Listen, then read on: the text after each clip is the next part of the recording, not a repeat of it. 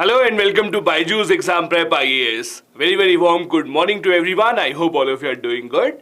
This is 10 a.m. means this is time once again where you and we meet each other so that we can here discuss and analyze the day's Hindu newspaper.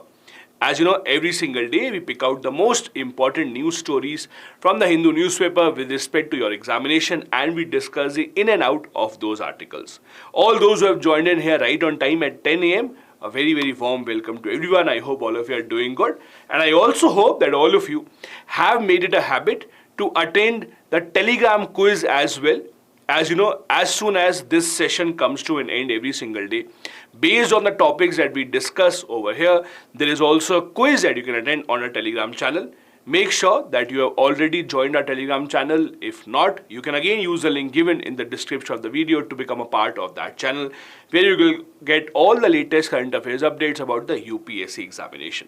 So let's begin. Let's see what are the important articles that we have here for you today. The first important article is from Environment and Ecology. The first important article, in fact, is based on a recent Supreme Court directive. Supreme Court recently has again allowed the fishermen to go ahead and take up purse seine fishing. So there are a number of ways in which fishing activities can be conducted. One of those ways, one of those methods is called the purse seine, and I'll tell you what that is. Now, the problem with fishing activities all across the world is that there is always over-exploitation of fishing resources. See, when you exploit a lot more fishes than what you should, then you are not allowing the fish stock to grow over time. When you even catch very small fish, juvenile fish, then you are not allowing the fish to reproduce. Meaning that overfishing, overexploitation actually leads to decreasing of fishing resources. Now, when you talk about fishing industry specifically, those who undertake fishing, it is not an even playing field. Meaning that those fishermen that have bigger boats, those fishermen that have trawlers, the fishermen that have high order mechanical equipment with them that can spend a lot of money, they exploit most of the fishing resources. While the other poor fishing men do not get their hands on most of the resources. This is where there is a problem of purse seine fishing. Let me first show you a diagram so that we can understand what is purse seine fishing, and then we'll come back to this. If you can see this diagram, what happens in purse seine fishing? So this is that big ship or boat. What they do is they actually throw a very large net in the water. This net can be as large as 2 kilometers in length. The circumference can be as long as 2 kilometers. It depends on how powerful the ship is, how powerful equipment do they have, how much can they actually pull. So what they do is they just throw out this net open in the area and they wait for the fish to come in. Once the level is lower, once the fish start coming in, they start increasing the level. When they start increasing the level, the fish get caught up in this. They start tightening it up, and once it is all filled up, they pull out from the water and they empty it in their boat. That is usually the purse seine fishing. As you can see, step 1, just throwing net into the water. Step 2, expanding the net, waiting for the fish to come in. Once the fish come in, they will start raising the height so that they can create barriers over here. And in the end, they will just lock it up and they will empty it in the ship. Now, what exactly is the problem here? There are multiple problems associated with this. One, see, when any fisherman is going in the water to actually fish out, they are not looking for any random fish. Usually, when you are undertaking any fishing activity, there are specific variety of fish that people are looking for that are sold in the market. For example, tuna, sold in the market at a very good price. For example, fishermen are not looking to catch dolphins. They are not looking to catch whales. They are not looking to catch sharks. But around the world, in this kind of technique, the problem is there can be any type of fish that can be caught up there. Even though you only are looking for tuna or some other kind of fish, there are other fishes also that actually get caught up there. You pull them out In a lot of cases, the fishermen say, no, no, no, we throw them back in the water, but a lot of them are killed. And that is how we are harming the entire ecological balance in the marine ecosystem. Even the fish that are not required, they get caught up. Also, when the fishermen are fishing, they make sure that they only catch fish that are at least some minimum size, some minimum weight, so that they can sell them in the market at a good price. Fishermen are not looking for very small fish, those who are very young, which are just born, because fishermen will not be able to sell that in the market. People will not buy that. But with this technique, the per scene technique, the problem is it does not discriminate. All these fish that get caught up are then taken out. Doesn't matter what the size is, doesn't matter what the species is. That is why what has happened is many countries around the world, in fact, many states in India also do not allow this kind of fishing. This is called the purse seine fishing. So recently also, there were restrictions that were imposed on purse seine fishing. But what happened was, a lot of fishermen, their union went to the Supreme Court of India. They said that no, please don't put these restrictions. Our livelihood is being harmed. How will we earn money if we don't have these techniques? How will we go ahead and provide for our family? So what the Supreme Court has done is, the Supreme Court has again given permission to use this kind of a technique with certain conditions. So there are certain restrictions that are put, but Supreme Court has again allowed this kind of fishing to go on. In which area? From 12 to 200 nautical miles. I hope all of you have read about UN clause. UN clause, as you know, stands for United Nations Convention on Law of Sea. This is the international convention that tells a country about the maritime boundary. So if this is, let's say, the southern border of India, till how much water India can exploit the resources. This is the body, the UN clause body, that decides that. So there is a limit of, as you know, 200 nautical miles, which is called exclusive economic zone. Means within this area, India can exploit its resources. So the Supreme Court has said between 12 to 200 nautical miles, you can carry out this purse seine fishing with certain restrictions. What are the restrictions? Basically, the restrictions are that it can only be done twice in a week, only 2 days in a week for certain number of hours. That is what the Supreme Court has said. And we'll come to that also. Now, what is the problem associated with this? The author who has written this article is not supporting the Supreme Court judgment. In fact, the author is saying Supreme Court is overlooking the fact that just by putting restrictions, you are still harming the ecological balance here. If you look at the UN clause, very, very detailed, you will see Article 56 of UN clause says that the government of the country has a responsibility to regulate fishing. See, no government should allow unlimited fishing to be carried out, because at the end of the day, you have to make it sustainable. You cannot just have so much fishing that after 8 years, 10 years, the entire fish stock in the sea around you is over.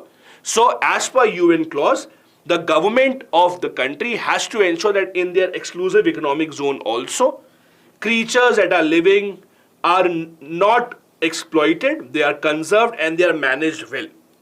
In fact, every country is told to make a limit called TAC. TAC is called Total Allowable Catch. Total Allowable Catch means maximum fish that you can catch. Maximum fish that you can catch or you are allowed to catch. That is called max total allowable catch. This is also a law that UN clause has said that the countries should look towards, so that we have maximum sustainable yield. Means we can ensure the fish stock replenishes itself. There is enough time given for the small fish to grow up. There is enough time given for the fish to even reproduce, so that the population of the fish does not come down drastically for the future generations as well. This is why many countries regulate the fishing methods. Now, in India, what is the scenario? In India, the problem here is, if you actually see the Constitution of India, if you see the division of power in the 7th schedule, you will see fishing is actually a state subject. since fishing is a state subject, that is why we see that different states, have made different types of regulations. In short, there are certain states that have completely prohibited purse seine fishing. So this fishing activity that we are talking about, there are some states which have completely banned it, while some other states allow it. So there is no one all India law that we have. But there are international conventions that have been put in place, giving the responsibility to the government of the day to ensure that there are proper restrictions. For example, there is something called 1989 Tarawa Declaration of South Pacific Forum that also says that fishing vessels and these kind of techniques should not be allowed. If any fish undertakes these kind of activities, that they are catching fish using all these methods while they are catching thousands of fish, even the ones that are not required, those fishing vessels should not be allowed to come to the port. So there should be a kind of punishment for these vessels. So at the international level also, there are certain restrictions that are put in place. Now please understand, some people confuse this by thinking that they actually harm the seabed also. Please remember, purse seine fishing technique does not harm the seabed. Meaning that the nets that they actually throw in the water, they don't reach the seabed. So harming the seabed is not the issue with purse seine fishing. The issue over here is not regarding this. The issue over here is that the fish that you are catching, a lot of it you are not supposed to catch, so you are just not utilizing it properly. The fish net that you see usually are up to 200 meters in depth, so they don't go till the seabed, but yes, it is still harming the environment. As I told you, this is how the purse seine fishing actually looks. Now, as I told you earlier as well, since fishing is a state subject as per the Constitution of India, different states have made different types of regulations. So let me give you some examples here. Tamil Nadu, Kerala, Puducherry, Odisha, Dadra Nagar Haveli, Daman and Diu, Andaman Nicobar Islands, all of this have actually banned this kind of fishing. Then there are some other states who think that no, they would have to allow this for their fishermen. So some states such as Gujarat, Andhra Pradesh, Goa, Karnataka, West Bengal, they have not imposed any such ban on the purse seine fishing. So it really depends on what kind of state you are living in. It really depends on what the state government's point of view is. As per the environmentalist, as per the people who are looking after the marine ecosystem, this is not a technique that should be used. On the other hand, as per the fishermen, they think that it should be allowed. Just related to this, if you realize, whenever we talk about India-Sri Lanka relations, there is always a fisherman issue between India and Sri Lanka. That is a different type of fishing issue. The fishermen in Sri Lanka, they always accuse that fishermen from India, from the Tamil Nadu region, use trawlers. This is also a word that you might have heard. Trawlers are these huge ships that are used to extract as much fish as possible. The problem with trawlers is that it can harm the seabed also. The problem with trawlers is it is harming the environment. Also, it goes into the Sri Lankan waters also sometimes. So, fishing has always been that kind of an issue where it comes in the news after every few weeks. Maybe because of the environmental concerns, maybe because of India-Sri Lanka relations, and this time around because of the kind of fishing technique that are being used here. Now, before we go on to the second topic, let me quickly see if there are a few questions. The second topic, as you can see, is about the legacy of recently passing away of General Pervez Musharraf. Sabha is asking, is purse seine called bottom trawling technique? No, absolutely not. That is entirely different. Bottom trawling technique means when a ship actually ensures that they reach or their nets reach till the bottom of the seabed. That is not what happens in purse seine fishing. They just use nets which are 200 meter deep. They don't reach till the end of the surface. So that is not what happens. Santosh is asking, how do they know where more fish is? That is why they are fishermen. That is how they observe. So they learn this by experience. They learn this by observing. And there are also many machines, many techniques that tell you where more of the fish stock is. Okay. Then Musketeer asking why environmental activists are not questioning Supreme Court about this. They are, that an environmental activist only has written this article. So let's not say that they are not questioning Supreme Court decision. They have. That is entirely why this article has been written. So that is not the case. Okay, one last question. People are asking what is seabed. Seabed means the end of the sea. So if this is sea, there will be end of it, right? The surface of the sea. That is called seabed. So when I say seabed, that means the last surface of the sea where it ends. That is the seabed. So there are trawlers that reach till here also in certain cases. That harms the environment. Anyway, let's go ahead then. The next article that we have here is about the legacy of General Pervez Musharraf. There is someone who asked this in the chat as well, and I'll address this. There's a question that someone asked, that is this article important for the examination? Now, usually you will see personality-based questions are usually not asked unless they are personalities related to our own India's history, India's freedom struggle, etc. Then you see personality-based questions like on Subhash Chandra Bose, on Gandhiji, Nehru, Ambedkar, etc. But usually a personality that is very recent, a personality that has just died, that too not in our country, usually you do not see a lot of questions from there. So why is it that we are still discussing this article? The reason is we are not discussing this article because of the man who is concerned with this. We are discussing this article more from the point of view of India-Pakistan relations. We are discussing more from the point of view of where were India and Pakistan very close to resolving the Kashmir issue, and if they were, then what was the solution that was being talked about. That is what we'll be focusing on. We'll not really be focusing on when did he come to power, how did he come to power, who did he remove from power. That is not really a concern for us. We are more concerned about India-Pakistan relationship at the time that he was the leader of Pakistan. So now, as you know, General Pervez Musharraf recently passed away. He was the Army General of Pakistan.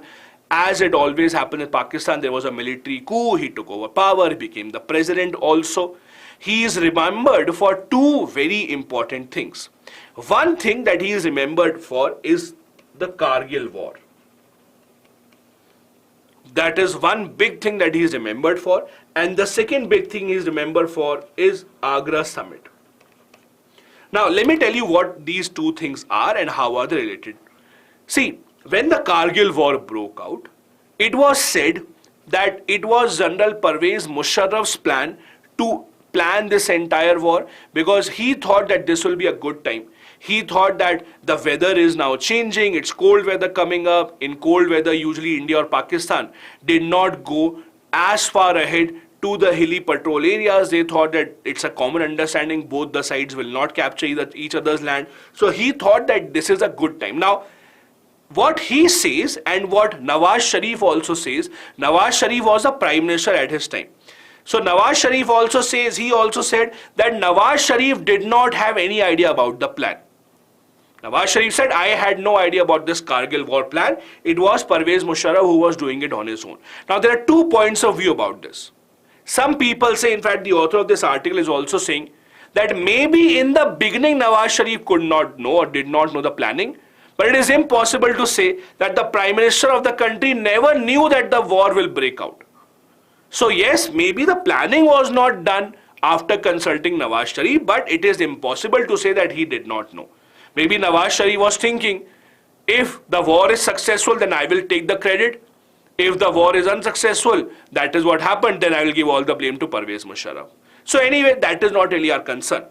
The other big thing that he is remembered for is the Agra Summit and the 4-point formula.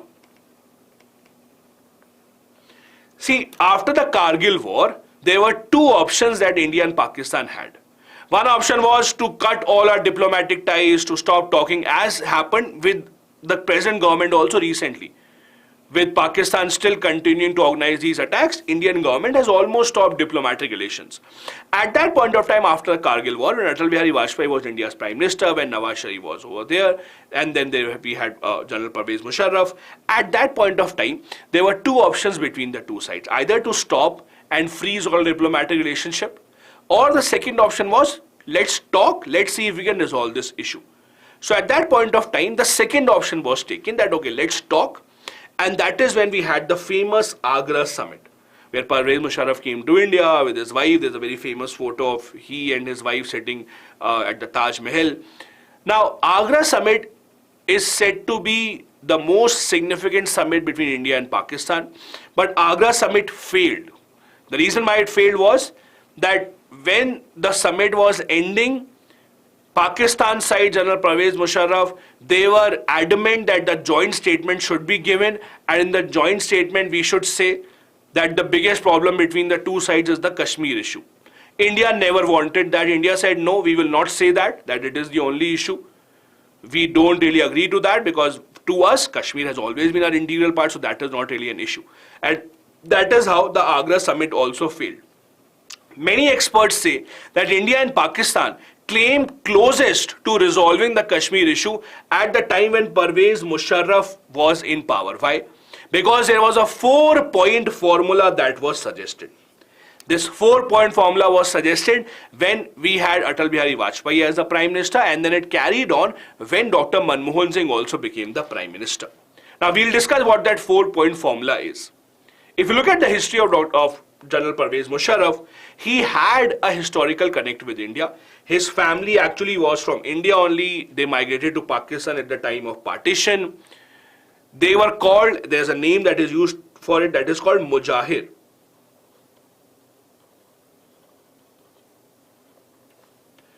Mujahir is a name that is usually used informally for those who migrated from India to Pakistan at the time of partition. So there was a name that was used for General Pervez Musharraf also. Now understand this. In Pakistan also, there is still a kind of a division between those who came or migrated from India to Pakistan. They are still seen as someone who are not truly Pakistani. And then those who actually are originally from Pakistan, those who always lived in Lahore, Karachi, Rawalpindi, they consider we are the real Pakistan citizens. So when General Pervez Musharraf also joined the Pakistan military, the military of Pakistan still is divided kind of into two groups. Ones who are seen as people who had actually come from India, their family migrated from India. They are seen with a lot of suspicion that maybe they will favor India. But Pervez Musharraf did not have any soft corner for India, even though his family belonged to India. But as you can see, he was the main instigator of the Kargil war. Now, coming to the important point, what we have to take away from this article, that is the 4-point formula. The 4-point formula was a formula where almost both the sides had agreed. What were the 4 points? First, demilitarization or phase withdrawal of the troops. That is, the troops on both the sides of the LOC should be withdrawn. On the side of Pakistan occupied Kashmir, on the side of Jammu Kashmir, the troops should be withdrawn. That was the first criteria. Second criteria, let's not change the border of Kashmir, meaning that, see, there's an international border. International border is the official border that we always consider. Then there's the LOC. LOC is, if you see LOC, LOC is that border. If you go towards the west of it, it is a part of Jammu Kashmir only, but that is Pakistan occupied Kashmir. LOC is that border which is the current border between India and Pakistan occupied Kashmir. So the suggestion was, let us not change the border, because if we change the border, then none of the two sides will be able to come to a solution. Rather, the residents of Kashmir should be allowed to go from one side of the border to the other side of the border. The Kashmir residents, let's say from Jammu and Kashmir, if they want to go towards Pakistan occupied Kashmir, they can go there. And if residents of Pakistan occupied Kashmir want to come to Jammu Kashmir, they should be allowed to come here. That also was a suggestion, that let us not change the border, let us allow free movement of people from across the border. Third, have self-governance without independence. So in Kashmir, if you go, there are different types of demands that different sections in Kashmir actually have. First, one section of Kashmiris demand that we want to be independent. That is the biggest demand that we see, that we want to be independent. So that is not really something that is feasible for any side. So the solution was, rather than giving them independence, tell people in Kashmir that you are given self-governance. You will have your own government, you will ensure that There is no interference from either of the two sides. Whatever help that you require, you will be getting that. And fourth, the 4-point formula was, let's jointly administer Jammu Kashmir from both the sides. Rather than one side thinking all about Jammu Kashmir, let's have it from both the sides. This was a 4-point formula. Was it signed? No. Why? It is said that both the sides, that is the Indian side, Dr. Manmohan Singh was the Prime Minister, and from Pakistani side, both of them had almost agreed to everything. But what happened was, after 2007, General Pervez Musharraf's position became very weak. Very soon he left the position because he knew that he will also be removed just like he removed his predecessor. So that is why he left from the position. When the new government came in Pakistan, they showed no interest in this 4-point formula. And that is why all the negotiation of the 4-point formula was stopped right then and there. So all this 4-point formula that we were talking about, that the two countries were very close to signing, that could not happen. Now, I want to give you a very small homework here. You have to tell me, do we have an agreement? Sorry. Do we have an agreement apart from Bhutan and Nepal? Let's not talk about Bhutan and Nepal right now. Apart from Bhutan and Nepal, do we have an agreement with any of our neighboring country where certain people, not everyone, certain people can cross the border and can go up to certain kilometers? And from that country also, can certain people come to our side across the border for some kilometers? Tell me in the comment section after the class, is there a state where it does happen? Is there a country with which we do have this? And why exactly do we have this? Why exactly do we have this? Are there specific set of people who are allowed, or I can also go, you can also cross the border or not? Research about that, many of you already know the answer, but do tell me in the comment section once the video ends. Let's go ahead then. The third important article is on a very, very, very important topic. A topic that we do not really talk about quite a lot in India, unfortunately. That is the topic of organ transplant or organ donation. Now, why is this in the news? This is in the news because of a very good news. The news is, so far, cadaver organ transplant. First, let me tell you what is cadaver organ transplant.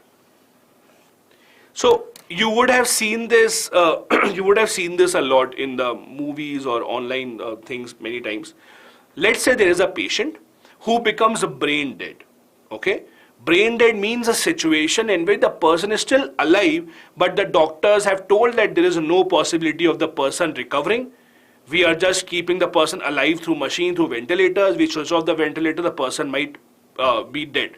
So a brain dead person, a person who does not have any chances of recovery. When in that case, you take out the organ of that person, let's say kidney or liver, and you donate it, transplant it to someone else, that is called a cadaver organ transplant. Let me repeat, cadaver organ transplant means organ transplanted or organ actually taken out from a person who is brain dead, who is still alive if you look at it factually, but the person has no chances of recovery. That is when the person will be called a cadaver organ transplant. Now over here what happens is, till now the law in India was that if any organ is being transplanted from a cadaver, in that case it will not go to anyone who is above 65 years of age. It was considered above 65 years of age, the organ will not go due to various reasons, maybe health complications, maybe they thought that the organ is required more to those people who are younger because they have a longer life to live.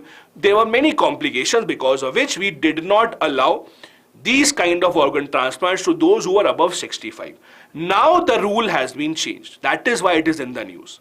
Now, the Union Ministry of Health and Family Welfare, they have decided that now the organs will be transplanted to over 65 years of age as well. We should not discriminate against them. That is point number one. That is why it is in the news. Then there are two other points why this is in the news. Second point. The second change that has happened is, earlier, if you want an organ to be transplanted, let's say you have a kidney failure, a lung disease, or any other kind of disease, and you are looking for organ to be transplanted, then what you had to do earlier was you had to register in only your domicile state. So let's say if you live in Gujarat, then you have to register in Gujarat. Only if an organ becomes available in Gujarat, you will get that organ. For Maharashtra, it was a different list. For Tamil Nadu, a different list. UP, Bihar, every state had a different kind of a list. That was the norm till now. Now that has also changed. That has also changed. Now what will happen is Gujarat High Court had said that this will not be allowed. From now onwards, there has to be one single list and you can register anywhere in the country. You don't have to register just in your state. So the state-wise discrimination has also been removed. That is the second point because of which it is in the news. And then the third point. The third point was, so far, some state governments had made a law. If you have to register for organ transplant in those states, you had to give a fee. Some states took 10,000, some took 20,000, some even took 50,000, etc. Now that has been removed. So there will not be any fee also. These are the three big changes that have been introduced. Let me repeat those changes. First change that has been introduced, number one, from now onwards, cadaver organ transplants can take place on patients above 65 years of age as well, number one. Second important change, now you don't just have to register, or you can't just register in your domicile state, you can register in other states also. Third change, for certain states you had to pay certain money. Now that is not the case. No money will be allowed or no money can be taken. How will the government of India do this? The government of India has said anyone registering for organ transplant will be given a unique ID by NOOTO. Any idea what is NOOTO, by the way? Notto. Any idea what is this exactly?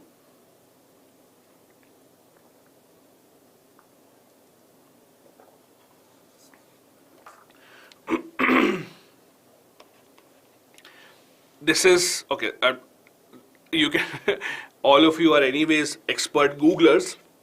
Let me give this you homework. So this is the organization that looks into the transplantation of organs in India. So basically this is the organization that looks into transplant of organizations in India. You will have to tell me in the chat or later on in the comment section which organization is this. It's a very simple short full form. I can give you certain hint. One of the T stands for transplant. The other T, you can imagine what that T is. And you can try and guess. So this is the organization that will look into transplantation of organs. Now, the problem in India is, if you look at the history of India, for various reasons in India, we do not have a lot of people who want to donate their organs. Even when people are brain dead, even when people have died, there are certain organs that you can take out very soon after the person has passed away. The problem is that organ donation in India is still very, very, very low. Very low. For example, as per the data of Health Ministry, number of organ transplants have increased by over 3 times, but still only 15,500 in 2022. Just imagine a country where population is about to reach 140 crores, only 15,500 transplants are taking place, meaning that there is a problem that not many people are willing to ensure that their organs are donated. Now there are many issues with that. Why is that? One, there is a cultural kind of a thing. Many people believe in life after death. Many people have that belief that no, if a person is going away, we want to send that person to the heavens with all due respect. We don't want to take out his or her organs. That is one way of thinking. So people don't donate organs. The other problem is a lot of organs can be taken out when the person passes away within a few hours. The organs can still be taken out. But what the problem is that in that case, if a person is grieving that their loved one has passed away, how do you ask them for permission to do that? Similarly with the brain dead people. Let's imagine a very simple situation. Let's say there's a family member or there's a person whose family member is declared brain dead by the doctor. Who would go to that family member who is crying, who is devastated, who is heartbroken that now we want to take out this organ from your family member, that organ? Do you think that person will be in that state of mind to allow that? Because see, all of us want to believe in miracles. All of you would think that no, what if the doctor has said brain dead? Maybe my person or my family member will recover. Maybe he or she will recover. That there's always hope in the mind of the people. So because of a lot of reasons, you do not want to donate these organs, and that is a big problem. Now, I'll give you one example of a country that has actually done something very interesting, where the organs have actually increased in terms of donation. I'll give you an example of Spain. So what happens in Spain? So basically, I'll give you the difference between India and Spain. So in India, if you have to donate the organs, for example, even today there is an option that you can actually fill up a form. When you are alive, you are healthy, you can fill up a form. The form will say that as soon as I pass away, I want to donate all my organs. No problem with that. So in India, if you have to donate organs, you have to fill up a form. If you have to donate your organs, you have to give them permission. By default, your organs will not be donated. By default, no one can take your organs. It is opposite in Spain. It is opposite in Spain, in the sense that in Spain, what has happened, by default, they have a by default opt-in system. Means, if you want your organs to not be donated, then you have to fill up the form. If you don't fill up the form, then your organs will be donated. Full stop. If you don't fill up the form, then there is no option. It is on the other hand, if you have to opt out of it, then you have this option, you have to fill up the form. So what Spain has done is that by default, they have made everyone an organ donor. That is an example of what they have done, and that is how they have actually increased the number of people whose organs are donated in Spain, and maybe India and other countries can do that, but it is very easy to say this because it is easy to imagine right now that, right, this is the good thing, this should be done.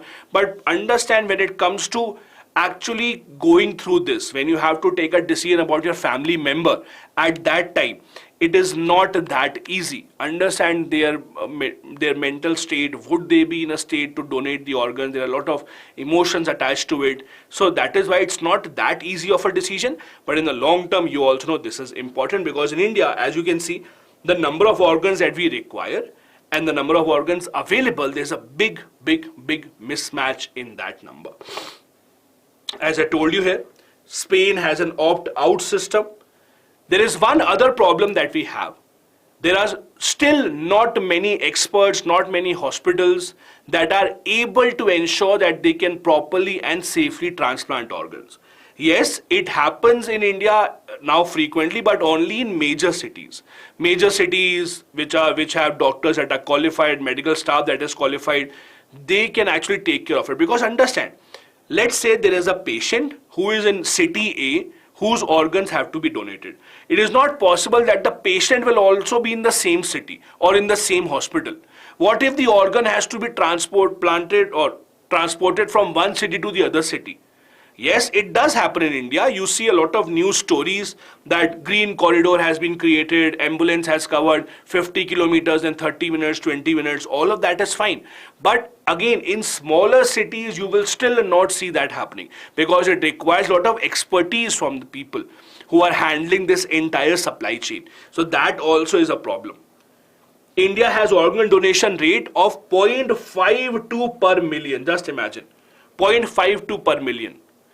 In comparison, in Spain, the number is 49.6 per million population. So just imagine the contrast in between the two sides because of the way that Spain actually goes ahead with this. And that is also something that we can ponder upon. The next article again is based on a health issue, that is the problem of leprosy.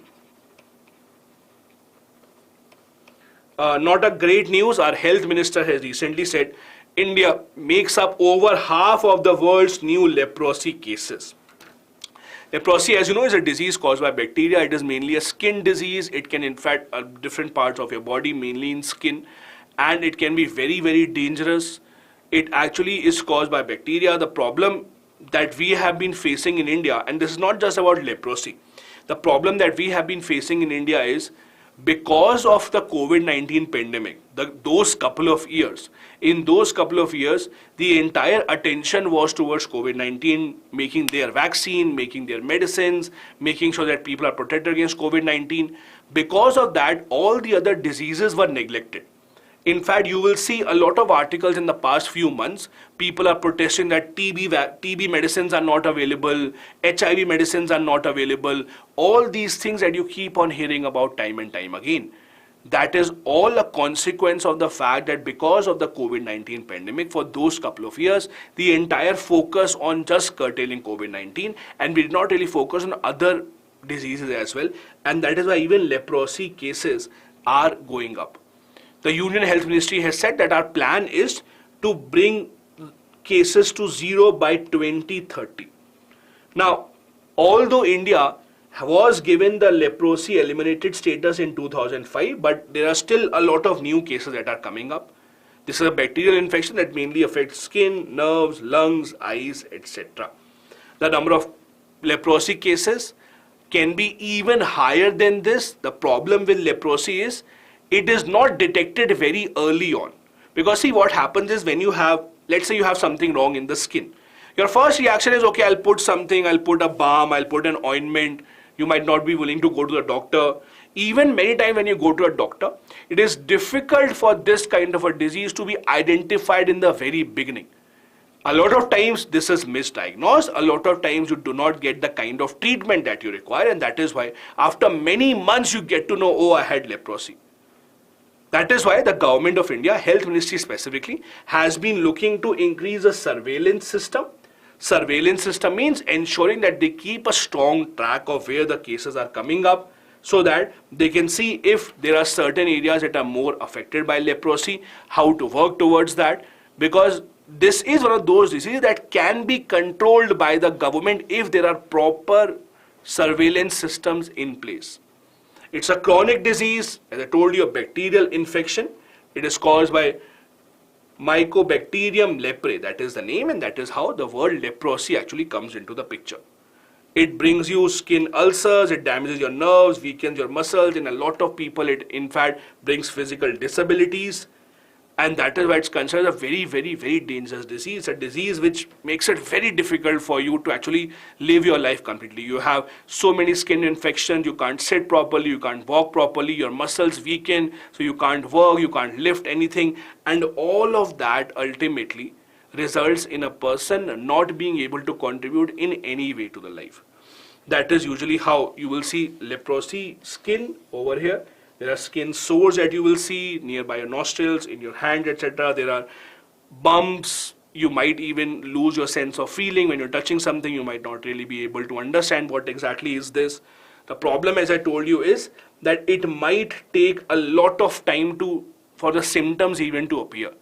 In fact, it might take even 3 to 5 years for the symptoms to just appear. In some cases, people have not even got to know about leprosy disease, that they have the disease, for over 15 to 20 years. So how do you detect it? How do you start the treatment? That becomes a big, big, big problem. And that is why it is extremely important to be vigilant about it, to be vigilant about all the symptoms that we had. The government of India, on its own part, has started certain initiatives. We have the National Leprosy Eradication Program.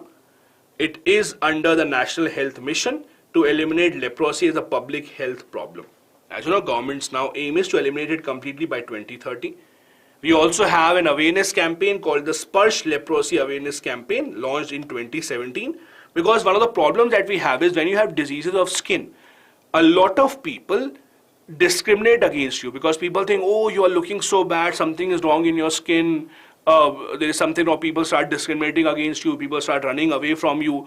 That is also something that people need to be more aware about, and that is why the government's responsibility is to make the people more aware about such diseases as well. This brings us to the end of today's discussion about the important articles that we had from the Hindu newspaper today. There are a couple of practice questions I would like to give you here. Number 1, India witnesses much lesser organ donation than the required numbers. Suggest measures to overcome this gap. Question 2. Despite the government's several initiatives, the number of leprosy cases in India aren't seeing a sharp decline. Elaborate. Try and write answer to these questions in 250 words. As I told you earlier, you can use a student writing portal and you can give each other feedback to learn from each other's mistakes as well. Also, as soon as the session comes to an end, we will have a quiz on our Telegram channel based on the topics that we have discussed today. So make sure that you go over to our Telegram channel, attend that quiz so that you can revise whatever we have studied. I'll be waiting in the comment section for the answers to the question that I've given to you today. Thank you so much. I'll see you tomorrow 10 a.m. Have a good day. Bye-bye. Jai Hind.